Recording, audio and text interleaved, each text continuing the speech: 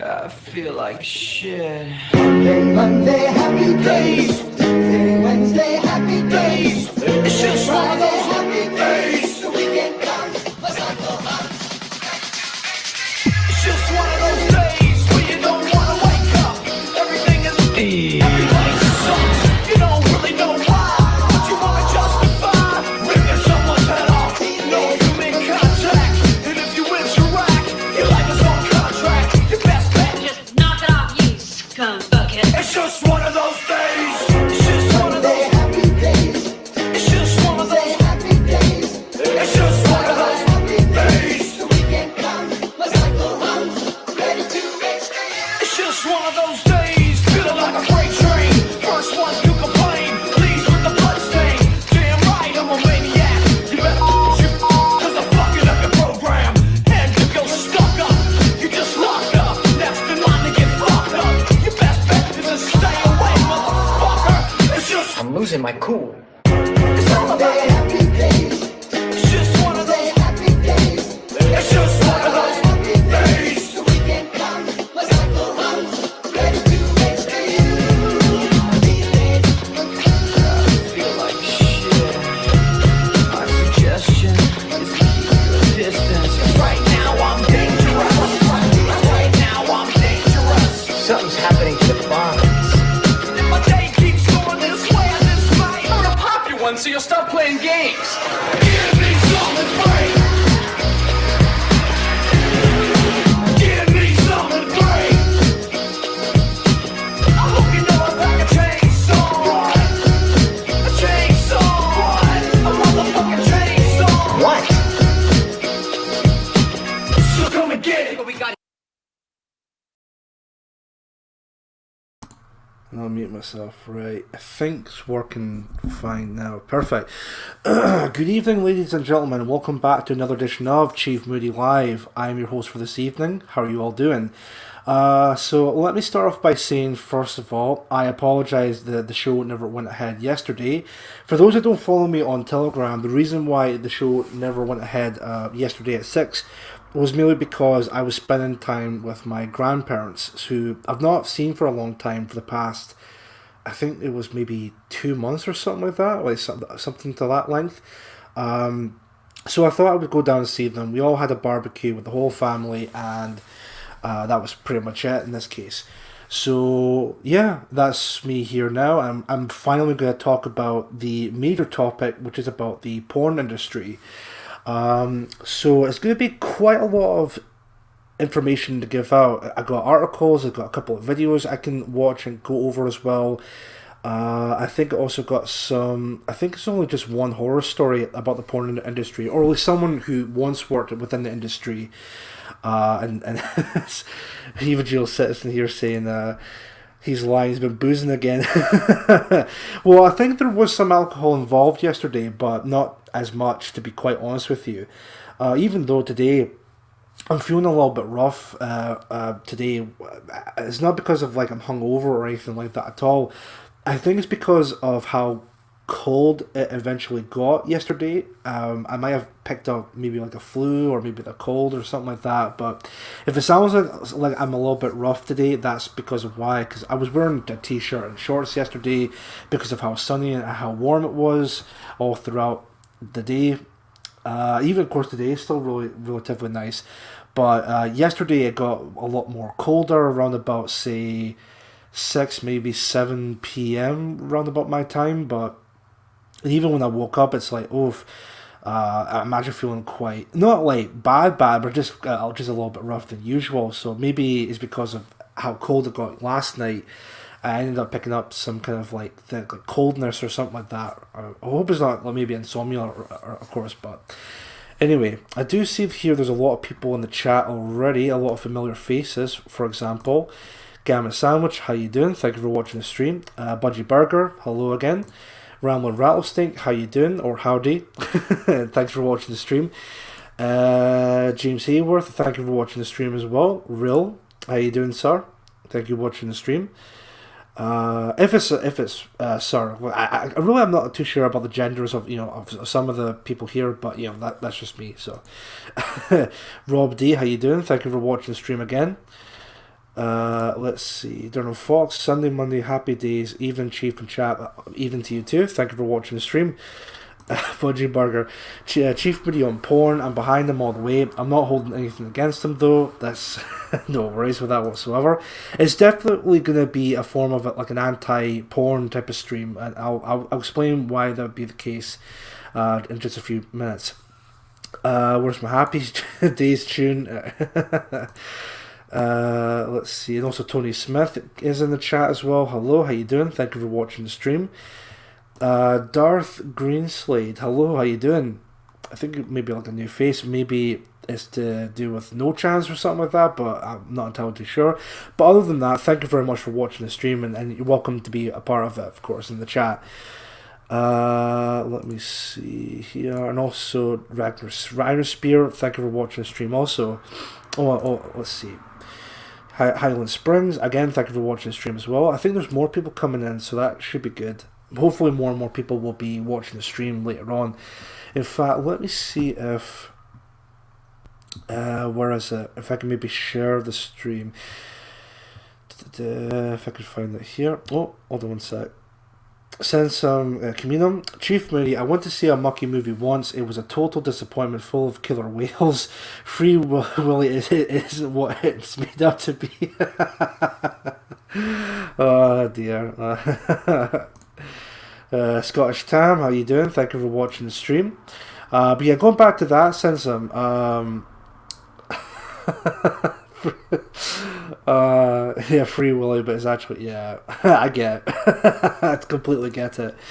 Right, so let me see if I can quickly share the stream on other platforms real quick. So Telegram, Twitter, and the like. If you guys also want to do that as well, if you can copy and paste the link for this stream just now and just share it away on other platforms if you can, just so that more people can watch it. So let me see if I can find my channel real quick.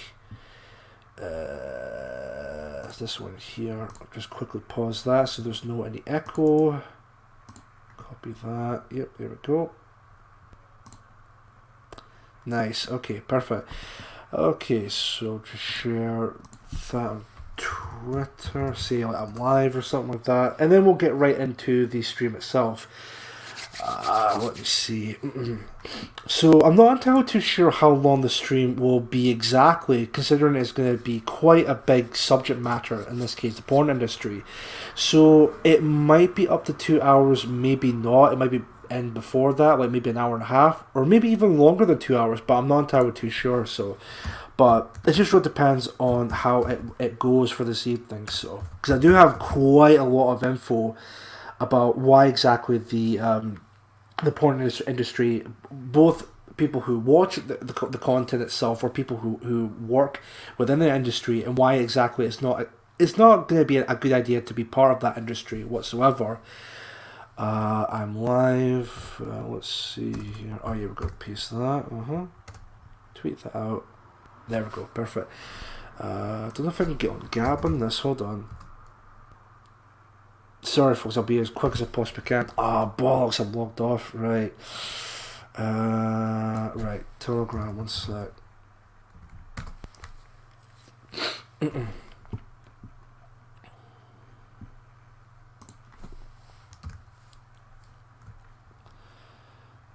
Right, just say I'm live, and then there's a link for the... Perfect. Let me see here. I should be alright. They'll probably see it anyway, that's fine. Cool. Okie dokie then, so let's get right into the topic itself. Hold on a sec. Don't they even have Oscars for it now? The Woodies or something. I think when doing a bit of research into it, I think they have something. Well, there's two kinds of award ceremonies they held in Las Vegas. I think one of them I know is called the AVN Awards, or the annual Video Network Award. Nah, it can't be that. The AVN Awards, basically, it's like this annual award ceremony for the porn industry. It's basically the Oscars of porn, And I think that's held every January from what I've seen from research. I know some of you are going to say in the chat, yeah, quote unquote research, but that wasn't a joke, by the way. I'm sure I heard somewhat like that. Yeah, like they got the Avian Awards, which I said is the Oscars of the porn industry, and I think there's another one called XBiz, which I guess you could say is like the Academy Awards of the porn industry, but I'm not entirely too sure of that. But yeah, but I think those are the two major award ceremonies, at least in America, at least. Hold on one sec. Dual Citizen. Can I be a cheeky F and push Eat Bake Sings channel? Yeah, no, that feel fire away, Dual Citizen. If you want to share that channel into the chat as well, then by all means go right ahead. I don't mind. Budgie Burger, different strokes for different Jesus. Oh god. I kind of expected this type of humor tonight in terms of the porn stuff, but no, that's totally fine. Don't worry about it. So let's see. Yeah, so Eat Bake Sing is up here, so maybe I can check that out later on as well. Let's see. Cool, perfect. Well, anyway, sorry. Yeah, that's the link for that channel in the chat as well. If you guys want to just have a look at that either now or even later on if you want to. So, but it's there anyway to sub. Let me see. Rob D, porn is for wankers. Yep, definitely. I do agree with that, Rob. So, let me start off with a bit of my history when it comes to pornography, and then we'll get into the actual topic itself. Well, I guess you could say it really is getting into the topic itself when explaining about my side of this whole thing. But like every other young lad back in the day, I think I must have been like 12 or 14 years old when I started watching pornography. Because, of course, at that age, that was when, at that age, you're going through puberty, you get having a lot of hormones when it comes to that, and of course at that age you tend to be interested more in sex, or in this case delving more into sexuality. So of course, me being a young lad as a were, and of course I got the access to the internet. Rather than some older people back in the day would use stuff like video cassettes or like magazines, like Playboy and whatnot. I was one of the unfortunate people that had the internet, so of course any access to any porn site you could just go on to. So I delve into that, and yeah, it's looking back on it now, I wish that I never watched any porn stuff or anything like that at all. It wasn't anything like major that happened with me whatsoever, but there did came a point where I was slowly but surely becoming more and more addicted to it, to the point where I think there was a time where I would watch a porn film, well, per day. It was maybe like 2 or 3 times a day, which of course got a lot more worse from time to time. So it did came to the point where I was just like, I need to stop, watching stuff like this. So that this is just getting beyond the joke now. And then of course I started delving into like the bad side of the porn industry in terms of all the studies and the research that are behind it. And then of course you get all of the Coomer douchebags who try to defend the porn industry, but just being like, well, I mean, it's all been debunked. So I mean, of course there's nothing harmful about the porn industry whatsoever. However, seeing all the articles I have up here, seeing all the videos we're also going to be reacting to later on, you can pretty much see that the porn industry is definitely not a good thing for anybody. Let me just have a quick look at the chat here just now. Sense of community, all the classics, the Shaven Rice, Lord of the G-Strings, Jesus, seagulls. Yeah, I got the windows open just to get a bit of air in, so if you hear seagulls or cars passing, that'll be why my windows are open, Rob D. Let's see, porn was hard to get when I was young, forgive the pun. No, don't worry, that's totally fine. Harry Potts, her, Jesus. Let's see, the good old days before the internet, yep. Changes the shape of your brain. Oh no, it definitely does. It definitely got all the research to back that claim up. Yeah, all softcore, if anything, page 3. Yeah, lol. Yeah, I kind of also remember the stuff like that. I think it was newspapers like The Sun we're doing that every Saturday or Sunday, if I'm not mistaken. Well, I don't think it's Sunday since it's maybe the Lord's Day, but there was a reason porn is free. You're the product, yeah. I think there was a video I've watched. No Chance send me the links to it. The reason why it's all completely free is because they're trying to control you when you're watching pornography. So don't get a wife, don't produce kids, don't raise a family or anything like that at all. Don't be motivated or anything like that. Just continue to watch pornography. You'll be satisfied. Not going to cause any damage to your health or any relationships or anything like that at all. It's clearly something that's meant to be controlling you, the person viewing it, which I'll definitely get into a lot more in detail later on. Let's see here. Chief Moody, the channel Soft White Underbelly has loads of interviews with individuals involved in the porn industry. So many of them have the same patterns of childhood trauma. Oh, okay. Let me see if I can write that down in my notes. Hold on. Soft White Underbelly. Right. Let's see.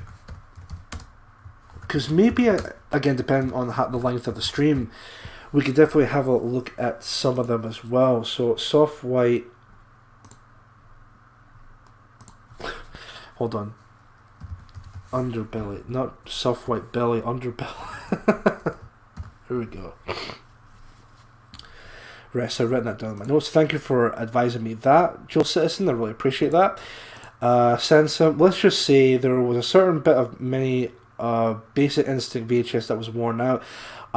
Yes, the infamous scene where can't remember the actress. Was it Sharon Stone? The actress's name was the infamous scene where she crosses her legs but then opens them, and then you can kind of see her vajayjay, to say the least. But yeah, that was a scene that I remember being talked about a lot back in the day. So, of course, if it were to be something that happened today, I don't think it would be like a major thing.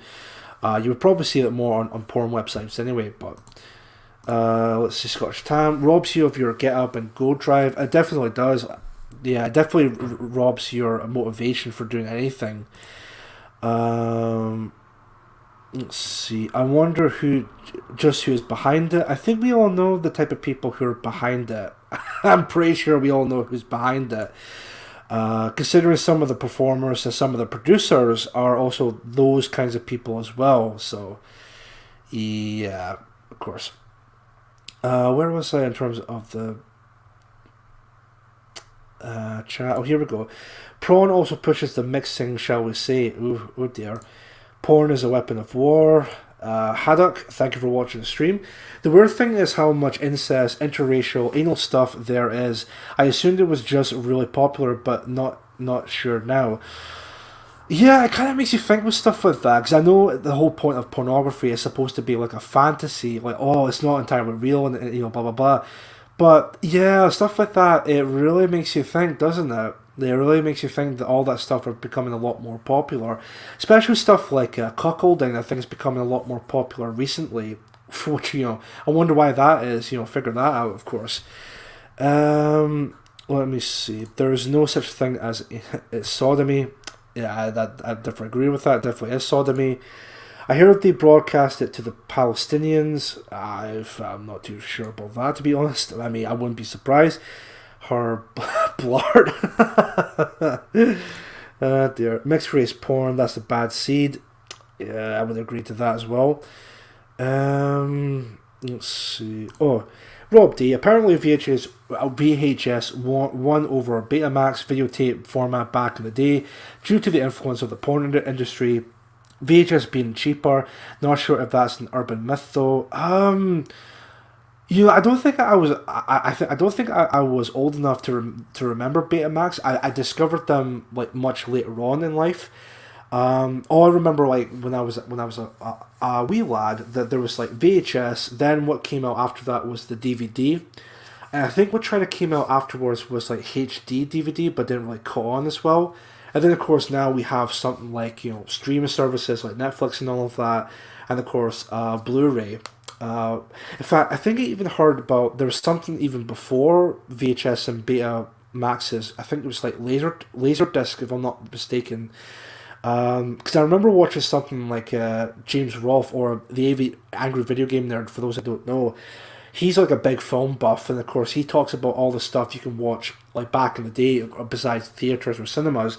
You had Betamaxes, you got VHS, which came later on slightly, and of course you got stuff like Laserdisc, which are meant to be like top quality stuff. It was kind of like the DVD or the Blu-ray of its time, like during the 80s or the 90s. And I would imagine they would be like majorly expensive back in the day. When you pause the video, there was always a line across the middle of the screen. Oh, I remember that. Definitely do remember that. It's always like it's like I don't want to call it like a static type of look, but it's got that kind of like a large line across the screen. I do remember that time. Wanking is gay. That's a man's hand doing that. That's a valid point.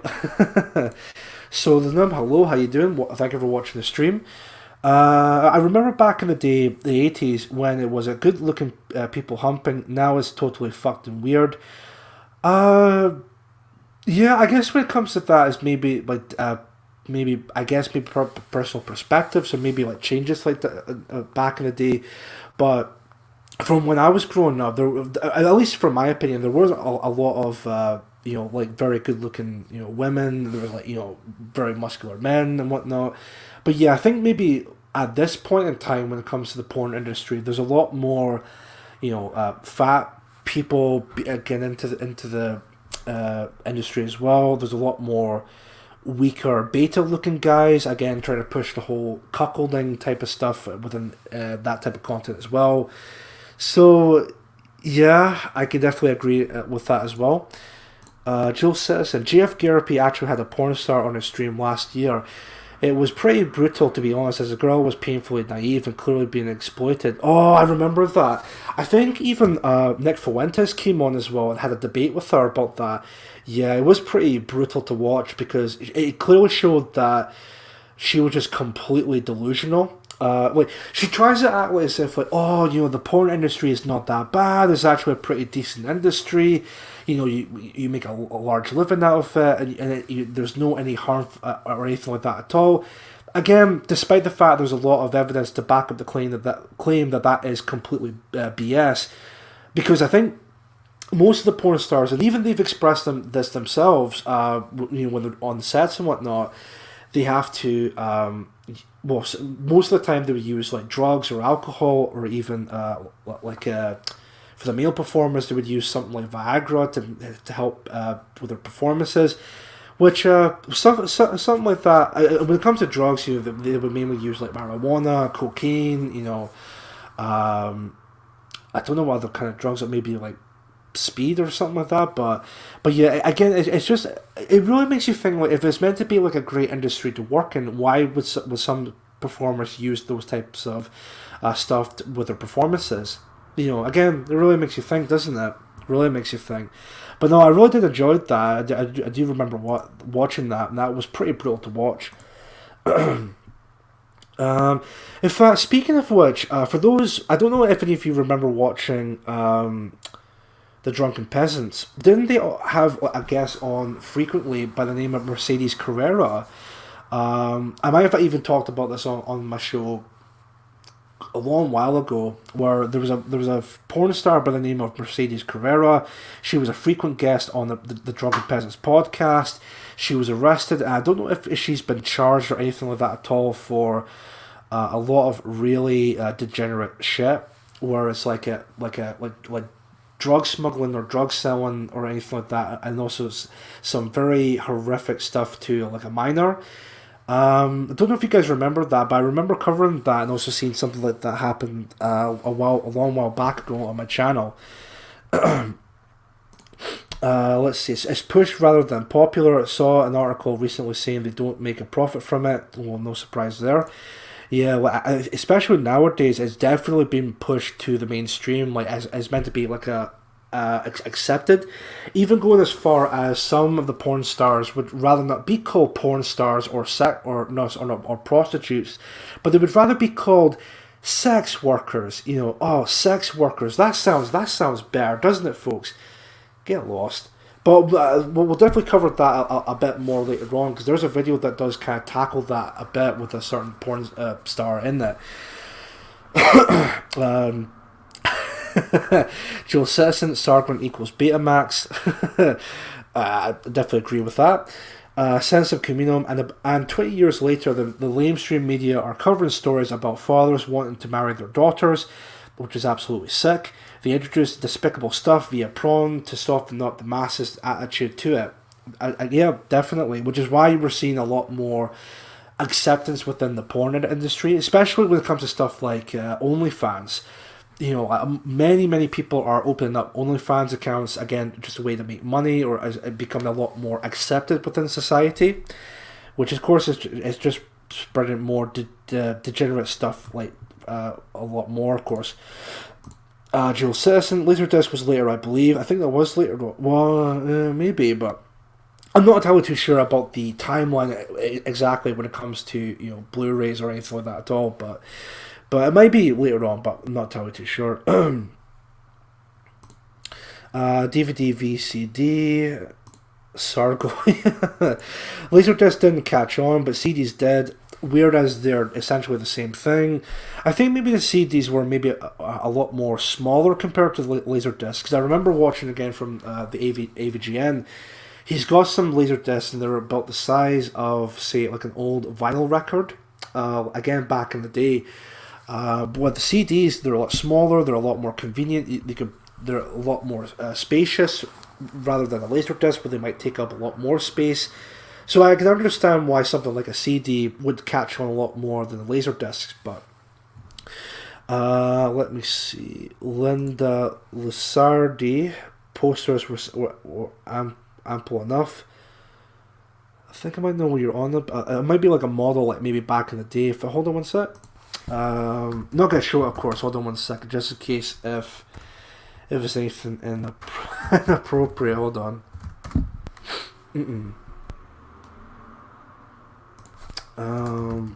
Poster. Hold on one sec.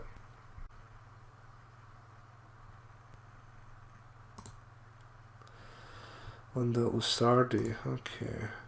Just want to have a check of that here. Okay. All right. No, that's all right. Okay.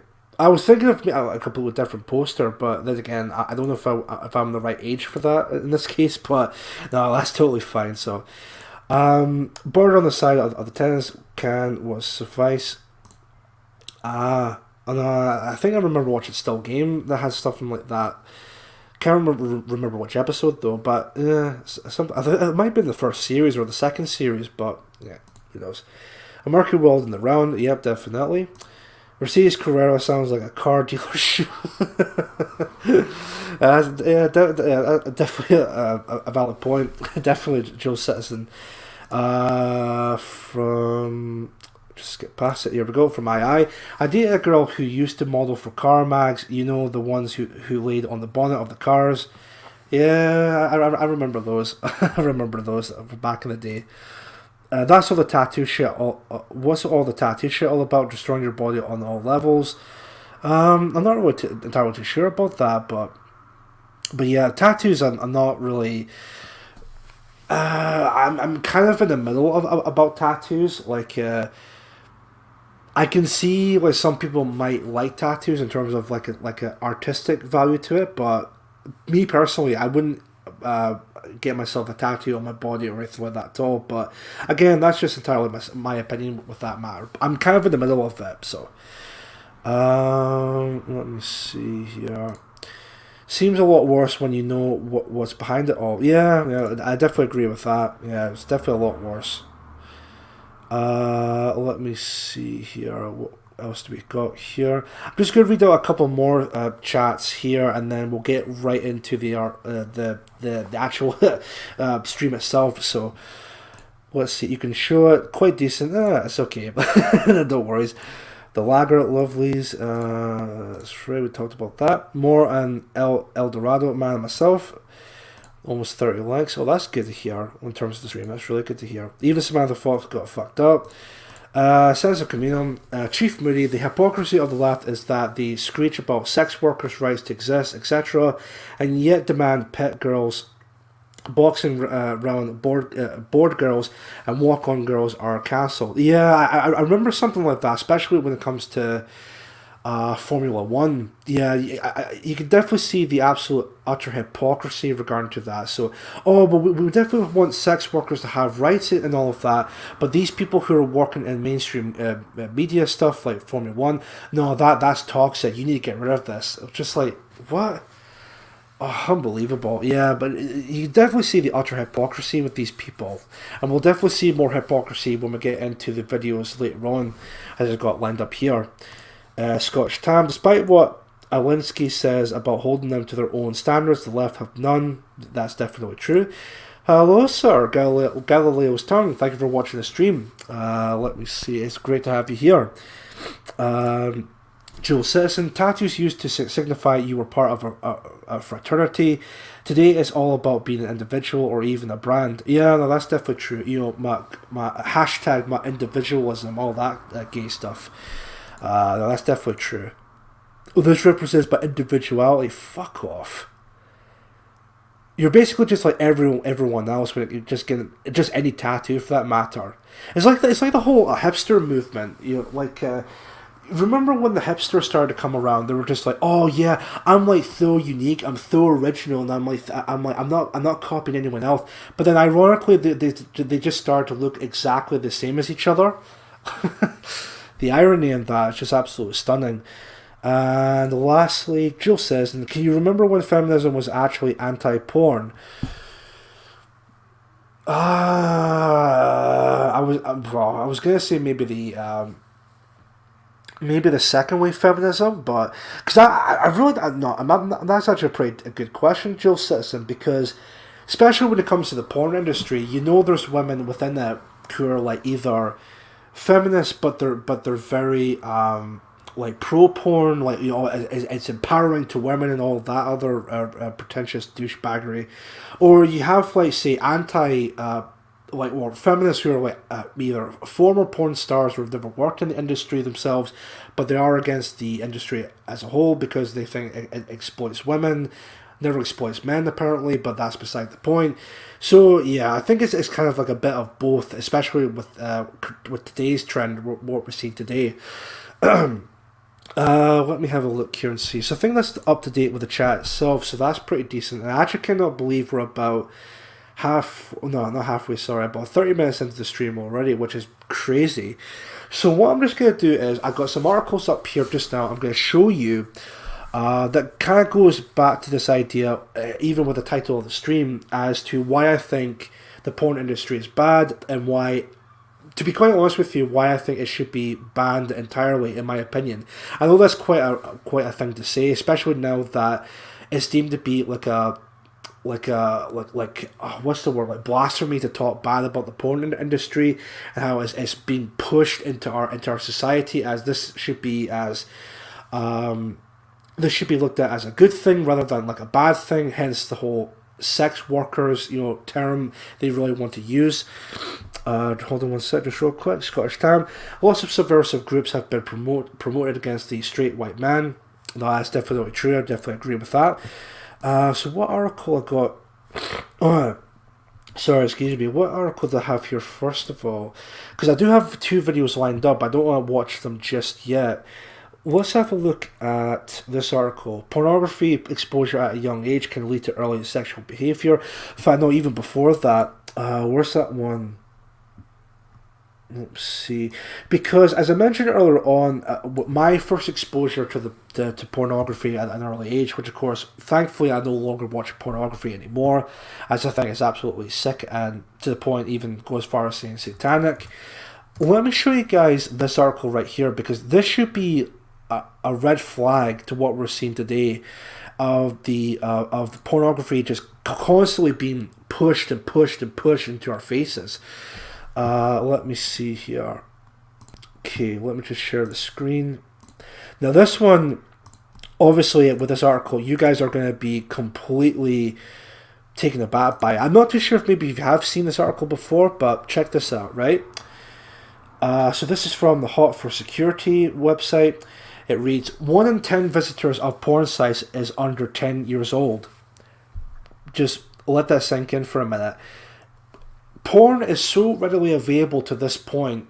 Not only can you watch it on the computer whenever you want, because of our smartphones, where you can access the internet in the palm of your hands. You know, kids as young as 10 years old, maybe even younger, are now starting to watch pornography, which again is absolutely disgusting. In fact, let me show you a bit of, if I even before the graph, let me just read a couple sentences from this article. Some 10% of the visitors to porn video sites are less than 10 years old.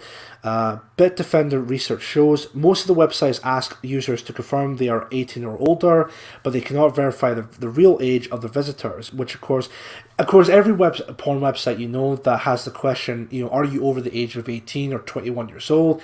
There's the yes button or the no button, and of course if you click on yes, then there you go, you're on the website, you no problems later on. If you click on no, which, let's be honest here, no one's going to click on the no button, but if you click on no, I guess it pretty much says, oh, well, we've denied access for you with this website, here's why. But 9 times out of 10, people are just going to click on yes or the OK button regarding to that. So that stuff, it never really works, does it? Sites most visited by children under 10 include Xvideos, XNXX, and Pornhub, according to internal intelligence of the parental control feature of Bitfinder Security Solutions. And here's a quote from them as well. The research shows that unless they are carefully supervised by their parents, children start visiting porn websites from an early age. This is Bitdefender's senior e-threat and analyst Bogdan Botezatu, I think you pronounce that. My apologies if I butcher the name, or at least the pronunciation. But he continues on to say, while porn sites only formally restrict minors, parents can easily take simple measures by installing security solutions with a parental control tool that can block access to unauthorized areas. Which honestly sounds like a great idea in theory, but then you get onto this. Let me see if I can copy and paste it here. You then find out, bollocks, let me see. I wonder if I find it here. That's a great segue to that. But basically with this article, I don't know if it's to do with like maybe region locked or anything like that, but basically kids, even when parents manage to put some kind of anti-porn software on the computer, so again the kids don't manage to log on to it or even watch it, the kids manage to find a way to remove or uninstall those apps and then continue on watching pornography when they want to. Now, what I'm about to show you is a graph, I think it's a graph anyway, of online video porn consumption, distribution of people under 18 years old. So what I'm just going to do is I'm just going to read out from oldest to youngest, and as you can see here, between 15 to 18 years old is about 42%, between 10 and 14 years old is about 36% in terms of consumption of pornography, and then there's about 10 years or younger, it's about 22%. Once again, just let that sink in for a minute of just how completely messed up this whole thing is.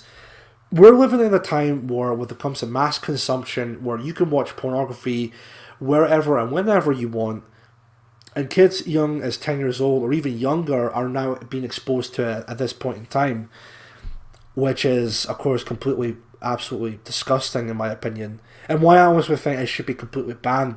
I'll definitely get into that much later on.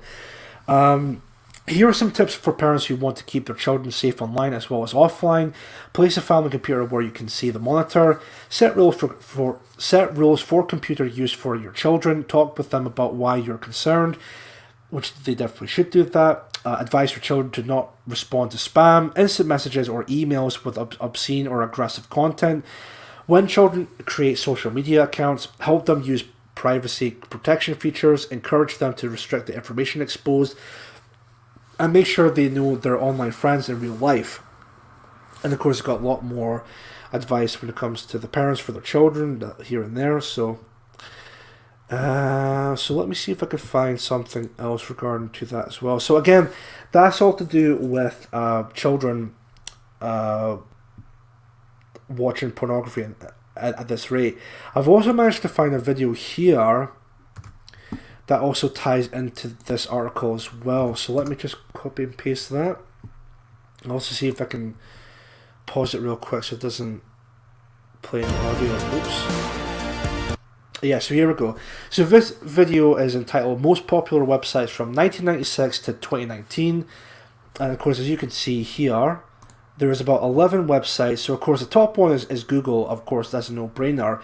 Underneath that, you got you got here YouTube. Underneath that is Facebook. Underneath that, you got Baidu, which I have no idea what that is. Wikipedia, Twitter, Instagram, Yahoo, and then under that you got X videos, right? And then of course you got underneath that Yandex, and underneath that you got Pornhub.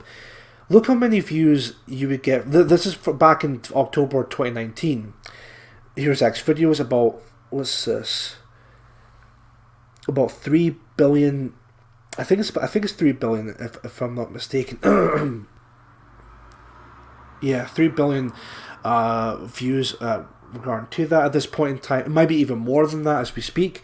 And Pornhub is about just under 3 billion as well. So again, with kids watching it now, and of course many the Coomers watching it, is absolutely just ridiculous. The amount of people visiting these sites at this point. Let me even see how much it was even back in the day.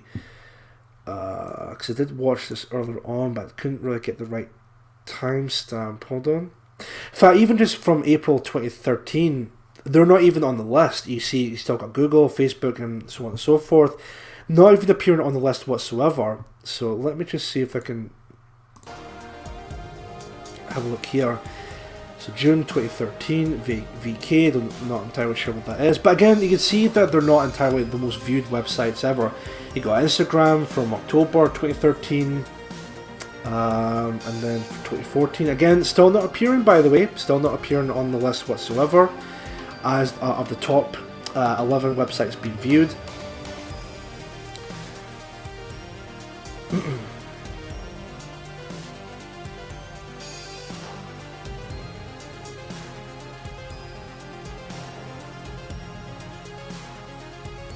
March of 2015, again, not showing up whatsoever.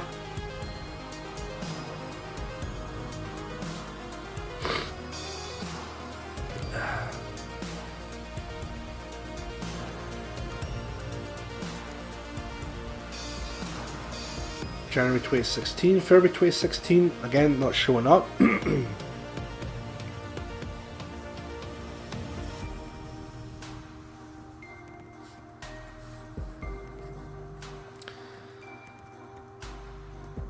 So we're slowly but surely getting into 2017. Oh, right, okay. So we did see, if I can go back just a bit here, hold on one sec. Oops, a bit too far back.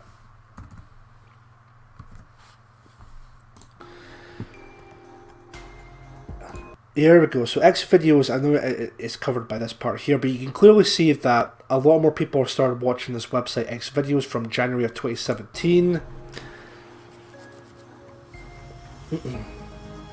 And then when it comes to Pornhub, which you can make the argument is one of the biggest porn websites on the planet, and that comes into play around about October of 2017. So X videos and Pornhub, they've been gaining a lot more traction since about late 2017, and I think it's only just getting worse and worse and worse at this point. So if I go back on to October of 2019. So again, there's a lot more views. Again, it's crazy to think how they're getting a lot more views and a lot more attraction from over the years. Now, I'm not entirely too sure how much it is from at this point in April of 2021, but I wouldn't be surprised at this point. It's a lot more views and much worse because of mass access to it, and of course the mass pushing of trying to promote pornography as a good thing. Like, oh, it's not that bad, folks. Don't worry. Let's back here. I'll come back to the article just a second. So I think that's pretty much it with that article and the video here. I'll just go back onto this part just a second. But yeah, it's absolutely. Let's see, Galileo's done. This video should have more of a porn soundtrack. Ah, dear. Maybe, but you know. Is there a Brexit Trump correlation? Well, considering like they maybe started getting traction post Brexit and post Trump, round about, as I said, about January of 2017. Maybe. I mean, I don't know if maybe there's a correlation, but yeah, I think it's quite funny how both websites started popping up and gaining more exposure since those two historical events happened, both in the UK and also in America. People are only starting to understand the damage it does in the last 10 years. Yep. I think even you can also say that people people seem to be a lot more ashamed to talk about their problems with the porn industry, but whereas back in the day, sharing this to my fib, just with Deadpool, thanks very much. But yeah, back in the day, it seemed to be that if you were ever like watching pornography, or even if you participate as a producer or director or an actor within the porno industry, there seemed to be this complete guilt when it comes to pornography in general. It seemed to be like deemed as like a really bad thing, which of course I could definitely understand why that would be the case. But nowadays it's the polar opposite, complete polar opposite. Chief Mooney, here's a link to one of the porn stars that interviewed on the soft white underbelly channel. The poor woman had an absolutely horrendous childhood. Let me see if I can type in the link here. Hold on a sec. Because I could try and copy it. Hold on, let me just see if I can get up YouTube. 1 sec. And I'll see if I can copy the link there. But again, thanks, Jill Citizen. I really appreciate that.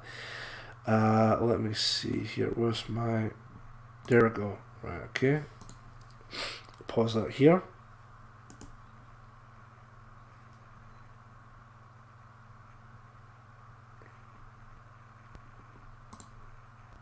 Yeah, of course, perfect.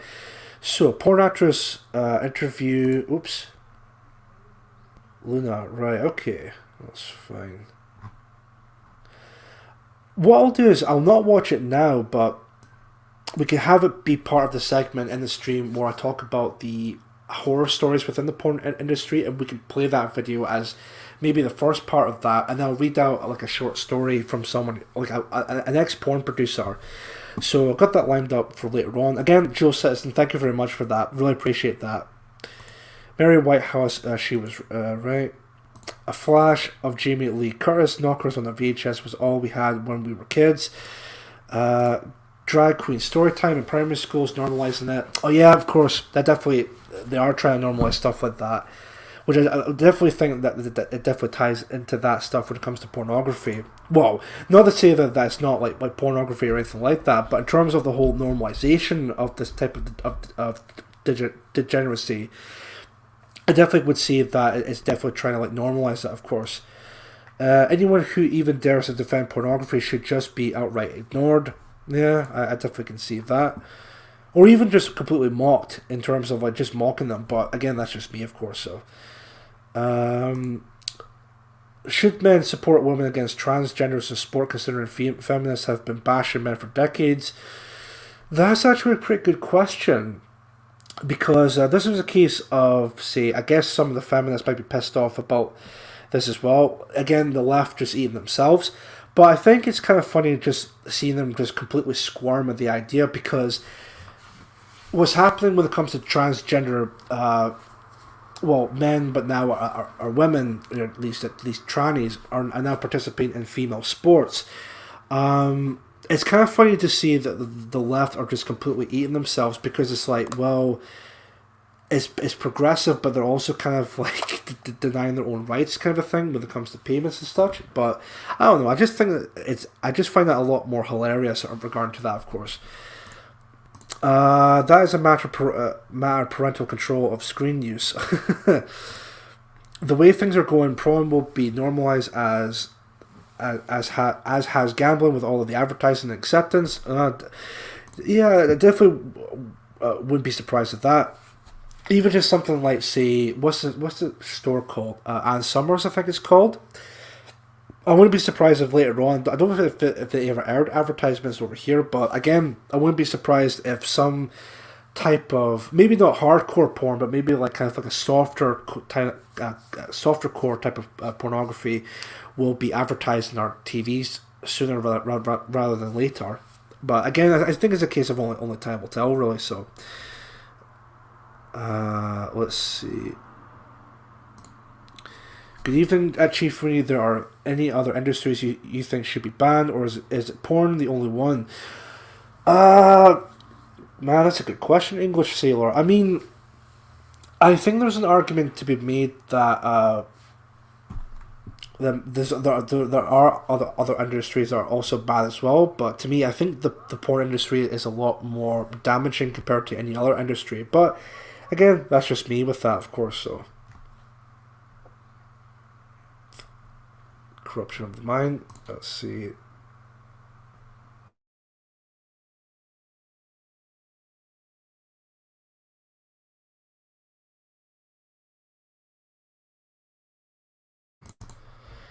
Porn damages you biologically and psychologically just by viewing it. There are no upsides. We'll definitely get more into that later on. In fact, let's just get right into the article. Well, one of the articles in this case. In fact, let me see. It's not an article I've got here, but it's something that I found with a Steven Crowder video. Because I tried to see if I could find the article itself, but I couldn't quite find it. Let me just show you guys this real quick. So, share the screen, share audio just in case. So I managed to find this. Erectile dysfunction rates in these recent studies range from 14% to 35%, while rates of low libido hyposexuality range from 16% to 37%. Prior to the advent of free streaming porn, 2006, around about that time, cross-sectional studies and meta-analysis consistently reported erectile dysfunction rates of 2 to 5% in men under 40. That's nearly a 1,000% increase in youthful ED rates in the last 10 to 15 years, which again is absolutely shocking, that amount. And of course, again, going back to what we were saying before, people trying to defend it, oh, there's a lot of good upsides to pornography. No. This completely contradicts everything that you try to make in terms of like good stuff about pornography. I've got another article here that also ties into this as well. Well, two, to be fair. One about Italy or Italian men, and one about the Japanese men. Let me see if I can get that here.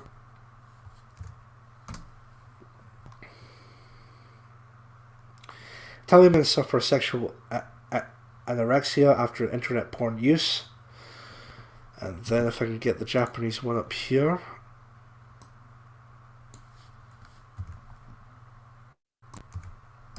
Let's see, here we go. Japan's digital millennials are losing their mojo. The males prefer computers and manga comic books to sex. Lousy job prospects doesn't help their libido. Are US and European millennials the same? You can make the argument that they absolutely are the same, or if not worse than the Japanese. Let me see here. And again, I'm just going to cover a couple of the sentences when it comes to the articles, and then see from here. So I'll just start off with the Italian one first of all. So as it reads just now. ANSA Rome, more and more young Italian men are suffering from sexual anorexia and are unable to get erections because of internet porn use that started in their mid-teens, experts have said. A survey of 28,000 users found in that many Italian males started an excessive consumption of porn sites as early as 14, and after daily use in their early to mid-20s became inured to even the most violent images. Let's see. And that was a quote from Carlo Foresta, head of the Italian Society of Andrology and Sexual Medicine.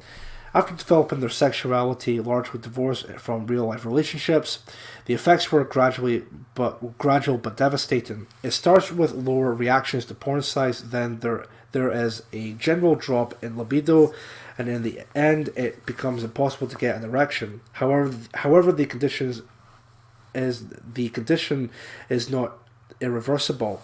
With proper assistance, recovery is possible with a few months. Other data presented at SHIEM's annual conference showed that 7.8 million of Italy's 27 million web users, or in this case 28.9%, frequented porn sites, which again it definitely sounds like a large percentage. This places Italy in fourth spot in Europe, behind Germany with 34.5%, France with 33.6%, and Spain with 32.4% of the most frequent users. 73% were men, of course. Some people, 3.9%, start before they turn 13, rising to 5.9% in the 14 to 18 age bracket, 22.1% in the 25 to 34 bracket, and finally 25.4% between the ages of 35 to 44. This falls off to 20.1% between 45 to 54 year olds, and declines to 12% among the over 55s, because of course they're getting a lot more older. Now then, that's again pretty shocking when it comes to Italy. Now let's get into the Japanese side of things. So, Japan's plummeting birth rate is being partly blamed on young males called otaku, who show more interest in computers and comic books than sex. Tokyo's Akihabara district is filled with gadget and manga book stores and is the favourite hangout for otaku. This is a quote from Anita Rani, I think you pronounce it. The Japanese men who prefer virtual girlfriends to sex. That's a real thing, by the way, which is absolutely crazy. Unless something happens to boost Japan's birth rate, its population will shrink by a third between now and 2060.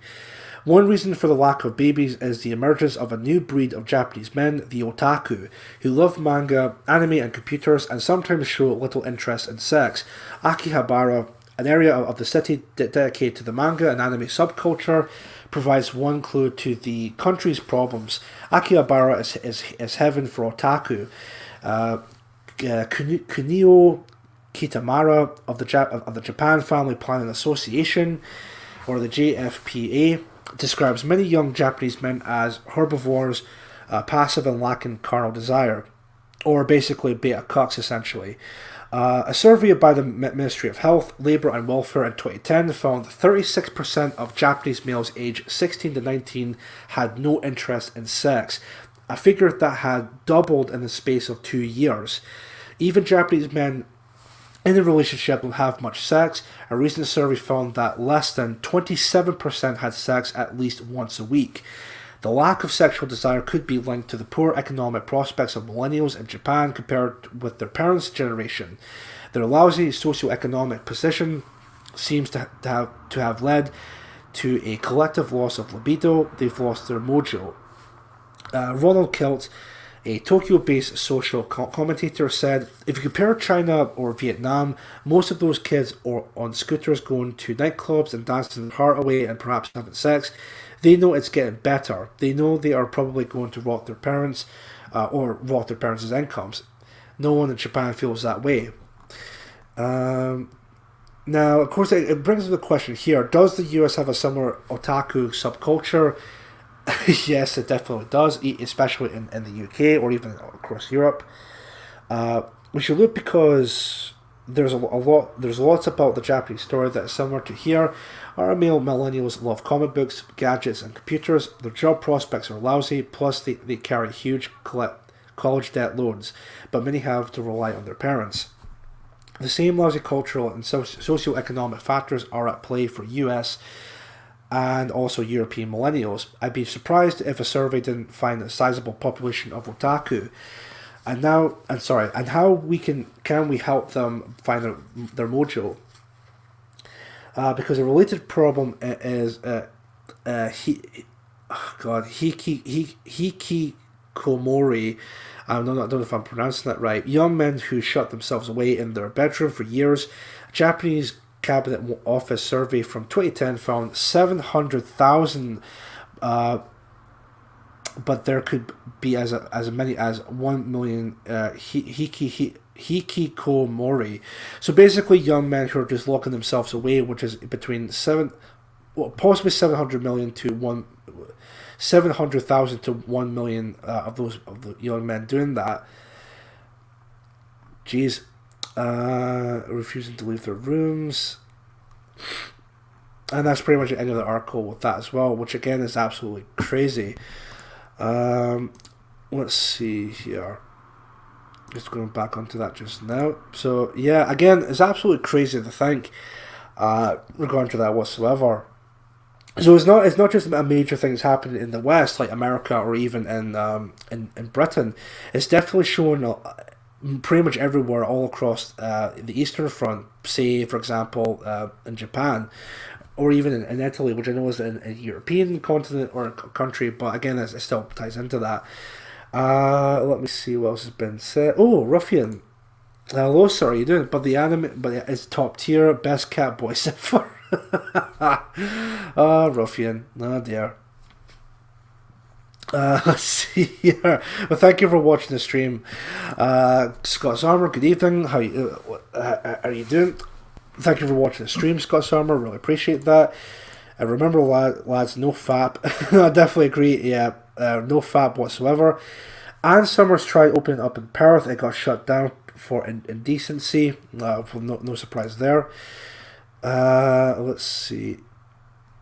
There's a lot of ones in the chat. Let's see. One in the chat, if you believe in the slippery slope thesis has some legitimacy. I'll type in the one there as well. There we go. It's evident. I see porn stars on billboards in Philly all the time. I would imagine you could also see them in like Los Angeles or something like that, or even maybe in New York. But what else is being said? Porn destroys lives. I definitely agree with that. Let me see. The World Cup winning USA women's football team all clamoring for equal pay to male football players, being by a 15-year-old boys' school team. Oh dear. That's very true. that's very true. Let me see here.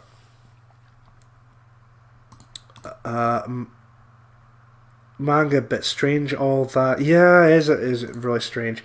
Japan is overcrowded anyway. It doesn't need to grow its population. Hound of Ulster, how you doing? It's fine, lads. All the hardcore Western nationalists will move there to save the West, like Black Pigeon. It's about. That's a good point, actually. So, how can a cartoon be fit, though? I don't know. There's a lot of weirdness when it comes to that. Not just with, like, say, the anime community or anything like that, but there seems to be a lot of weirdness when it comes to just regular cartoons. Like, I know some of you might have heard about the new Space Jam film coming out, and then there's a lot of people getting all pissed off that the character, what's her name again? Lola Bunny, who's in the first film, of course, and appears in all kinds of Looney Tunes shows or other film adaptations. Of course, that character is going to be appearing in the new Space Jam film, and there's a lot of people pissed off of the character design, which I really want to understand, like, what is wrong with those people. Just why be so attractive to a fictional cartoon character? I don't know. I really have no idea. So long as Japan doesn't use immigration to fill the gap, any Japanese out there should look at what's happened in the UK and shudder. Yeah, I definitely agree with that. Definitely agree with that. Nuking them really messed them up, eh? Yeah, it's a valid point. Let's see. See a David Irvin video where he said they banned his books and let Girl Scouts gangbang, and that's what they should really be worried about. Jesus. What else is said? Don't worry, the white nationalists will pick up the slack, and the Asian pick up all the slack with the Asian birds. Sad but true. No, it's definitely sad but true. Definitely ruffian. That's a valid point again. Scottish Tam, Jessica Rabbit was no bad mind.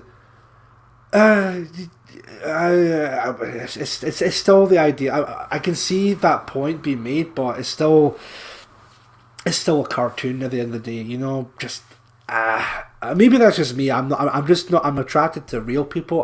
I'm not attracted to fictional cartoon characters, whether they're Western characters or anime or anything like that at all. Just oh dear. I have no idea what any of that is. I thought Space Jam was somewhat Neil Armstrong brought back from the moon. No, Space Jam was like a film back in the 90s that starred Michael Jordan, the old basketball dude. And of course, it's got the Looney Tunes, you know, Bugs Bunny, Daffy Duck, and all of that. So yeah, it's quite like a quintessential film of the 90s, and now there's going to be a sequel to Space Jam. It's called Space Jam: A New Legacy or something like that. And it's coming out, I think, later on this year, if I'm not mistaken. And it's going to have LeBron James in the role as the leading role besides Michael Jordan. So no surprise there. Asian birds with their concave coupons hard pass on that yellow fever shit. Oh, jeez. Oh, dear. There's a couple more articles I also want to get into as well. What's this one again? Hold on one sec.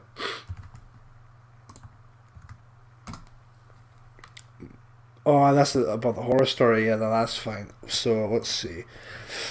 Oh, excuse me. So covered them too, so don't need them anymore. So that's fine. Definitely need this one to come up.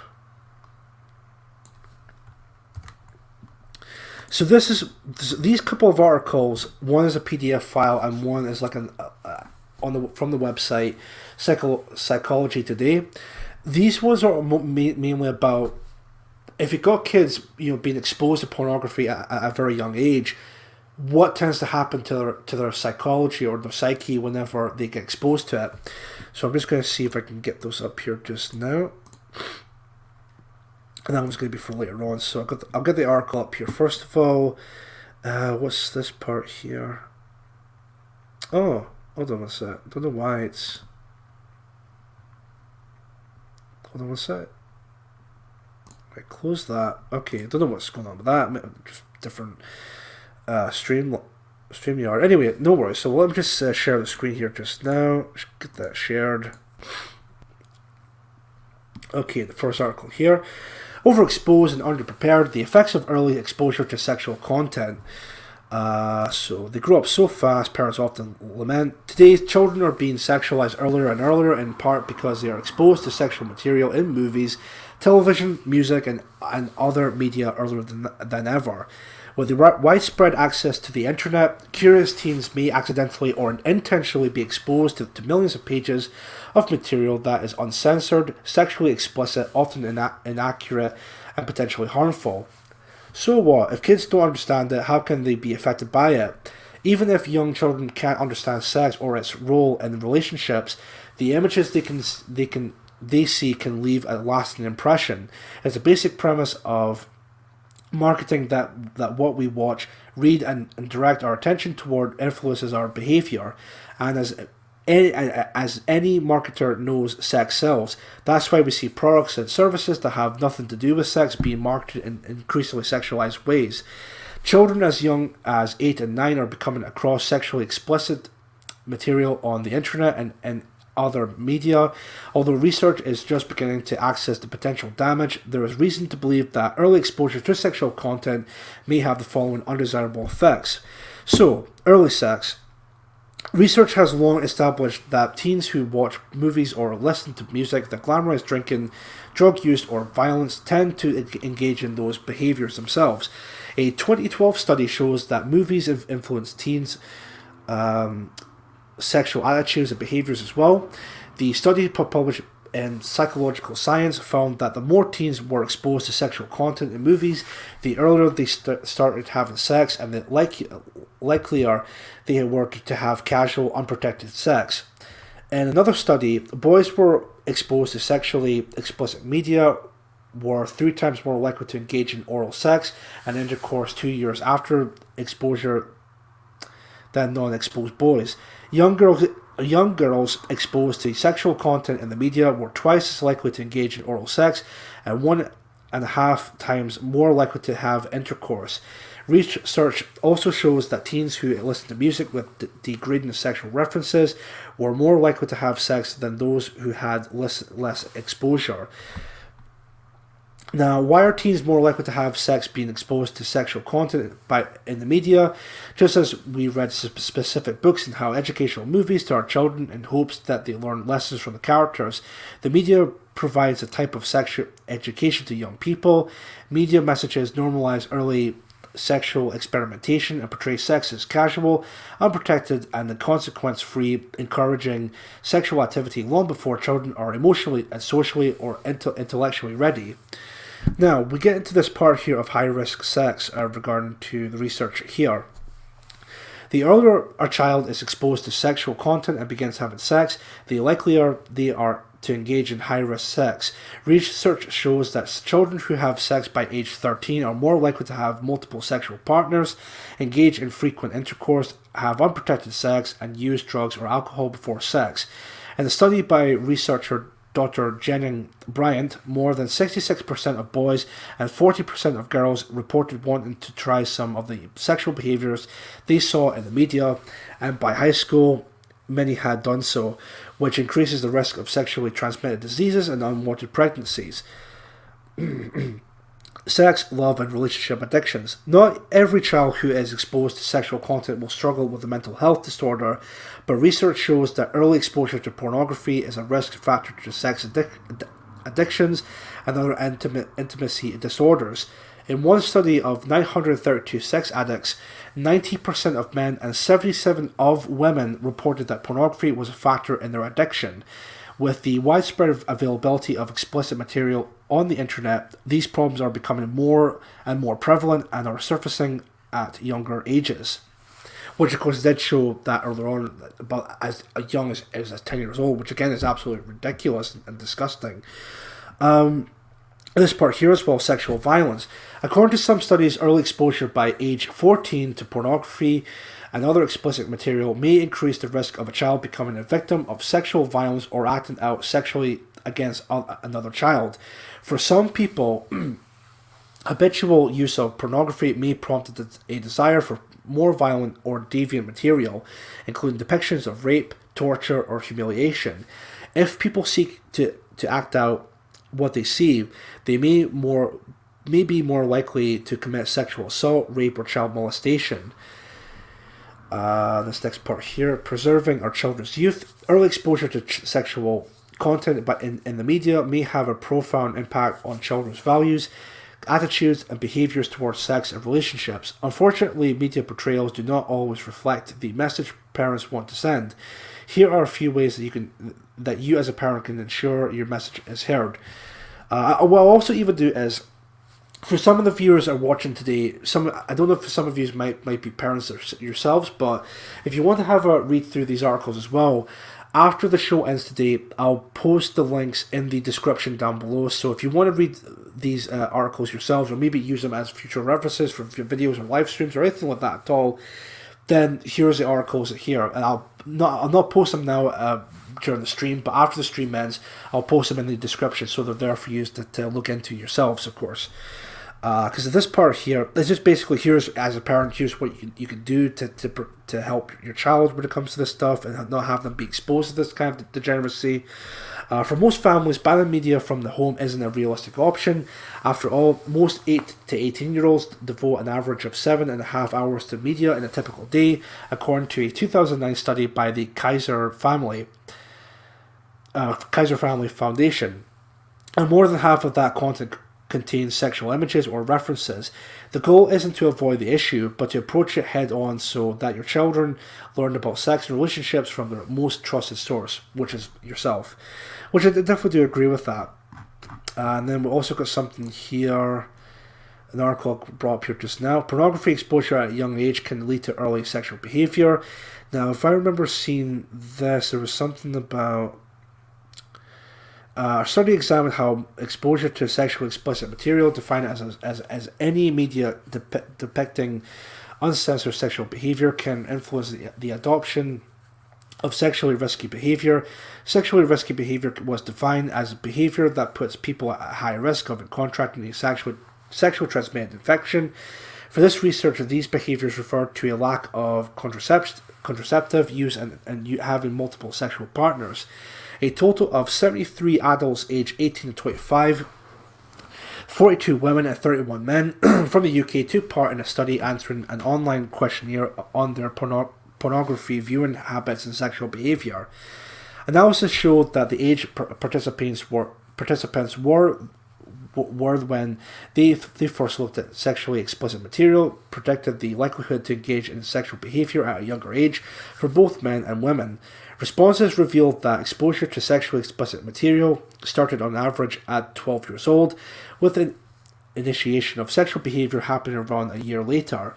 Ongoing active exposure to pornography was also found to predict a higher number of sexual partners in females, although this was not the case for male participants. Inactive behavior viewing sexually explicit material accidentally, such as in a television show, was not found to have a relationship with sexually risky behavior.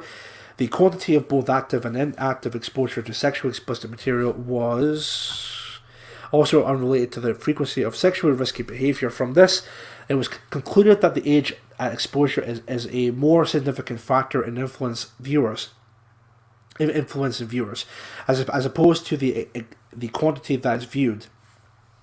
And Alyssa Walker even said later on here, the rate of sexually transmitted infections in the UK continued to rise, and this research shows that the standard of sex education is not currently significant to prevent risky sexual activity, with the 15 to 24 age group accounting for over half of the reported sexually transmitted infections reported in the UK. It is crucial that this education takes place in a younger age, particularly when our findings on the age of sexual initiation are taken into account. Without appropriate sex education at an age when exposure to sexual material begins to occur, children are at risk of turning into unreliable sources such as sexually explicit material, and are at risk of adopting unhealthy sexual habits in the future. This was provided by the British Psychological Society, and of course there's a link here to that article as well. So that's completely fine just now. So I'll get back on here. So that's pretty much the articles covered here just now. So I'll see if I can get into the actual videos themselves later on after this part.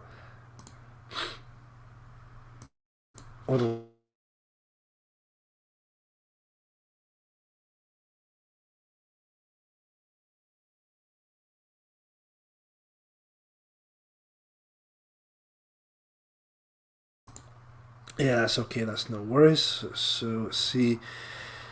You see a Cardi B video. I think I remember seeing something like that not too long ago. Chief for Equistix Production sends his apologies. He'd love to be here, but the work of a pro incest campaigner is never done apparently. Yeah, that's a valid point. Just oh dear. It was shocking when it came out with that. No, it was pretty shocking to be honest with you. So what I'm just going to do, guys, is just before I get into the videos themselves, I'm just going to have a quick break, maybe a 5-minute break, just so that I get like a drink of water or something like that. In the meantime, I'm not going to put on any complete silence. What I'm just going to do here, I'll see if I put on some music for the time being. Again, just only for like 5 minutes or so. And then we'll come back and then we'll continue on where we left off. And then we'll get into the videos themselves now. Because since we covered the articles, they're pretty much done with that. So let me see what... Let's see what... song to play out for the middle here.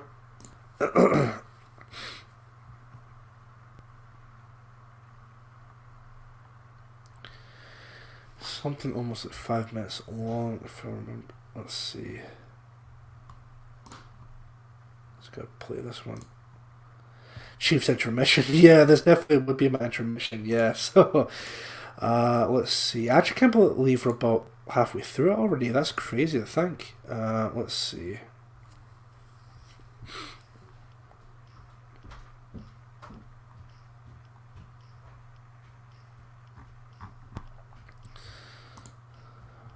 fact, what I'll do is maybe I don't know if I can actually play that. Some Groiper stuff again, just for the time being, for 5 minutes. So, let me see here.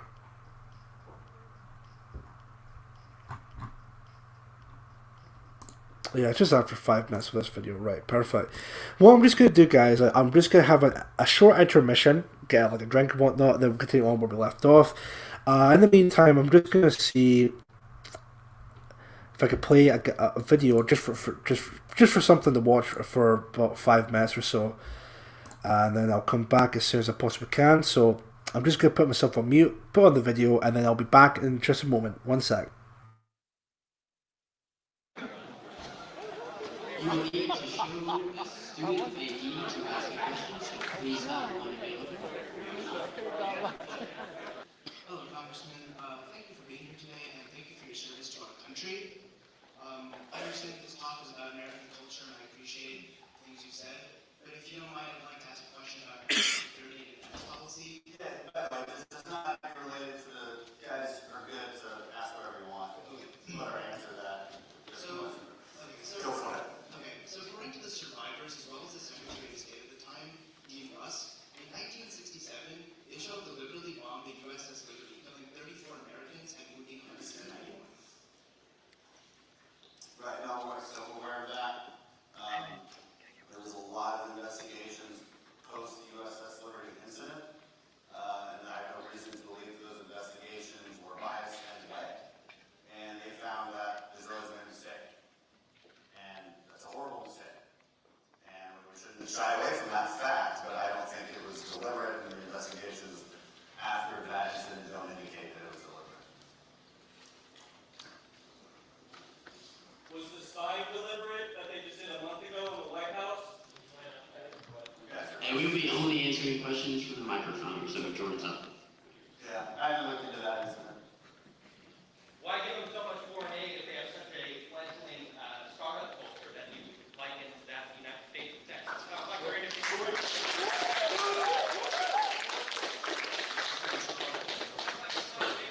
So for everybody else in the audience that isn't part of this small group here, you need to understand what's happening right now. What you're seeing is a fringe on the right that we do not associate ourselves with. Here comes that N-word that you pointed out in the introductory video.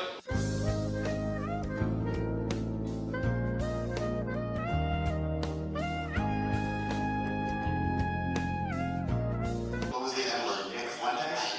You're a little leader? Is that the N-word? Nick Fuentes? So that's their leader. That's these guys' leader. Nick Fuentes is a Holocaust denier. That is not something that we associate with in the conservative movement. Here. Now it's not the N-word I was speaking about. What are you talking about?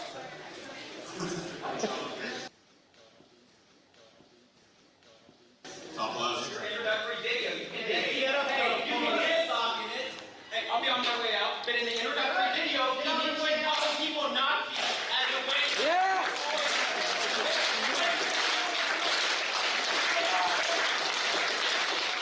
Mr. Crenshaw up here. After Congress, what do you plan on doing? Do you plan to run for president and senate? What do you plan to do?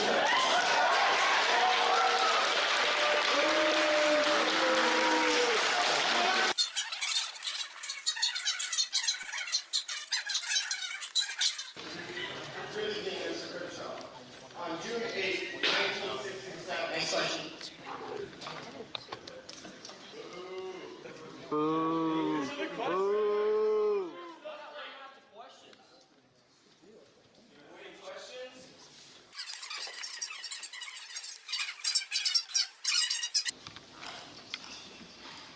Good evening, Mr. Crenshaw.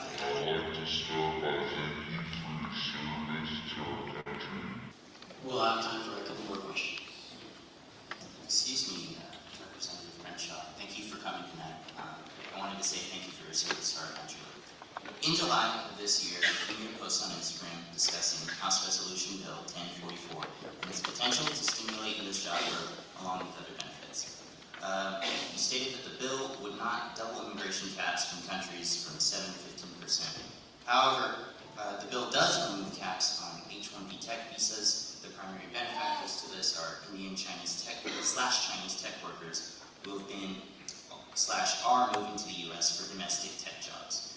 The point of my question is that considering that the future prices for labor will decrease in the U.S. because of the increase of foreign workers, because of bills like H.R. 1044, and that it was calculated by the U.S. Census Bureau that by 2045, Anglo-Americans will be a minority in their own home country. Not to mention that Pew Research data... You're not very good at citing the law. You guys know what I mean? So, let me just stop you there because your facts were just wrong about HR 1044. And you know, I guess in your defense, a lot of people believe the misconceptions about 1044. I got a question. I got a question. I get it. You know, you're concerned about white people being a minority. Okay? That's nonsense. We're not identity politicians. And this is, the beauty of America is not about the color of your skin, it's about your ideas. It's your values, Period. right? Period. So, well, you're also wrong about the legislation that you're talking about. So, the common misconception about HR 1044 was that it increased these visas. It actually does not. What it did is it changed the system we have, which is a quota system. So, from skilled, if you have a skilled worker visa and you want to get a green card, right now, that decision is based on a quota. So if you're coming from a country like India, where there's a lot of people applying for it, you're waiting to be 10, 20 years. If you're coming from a place like Somalia, it'll be like 6 months. So the question is that fair? And we decided it wasn't fair. We decided there should be a first in line basis. So that was the change that 1044 actually encouraged.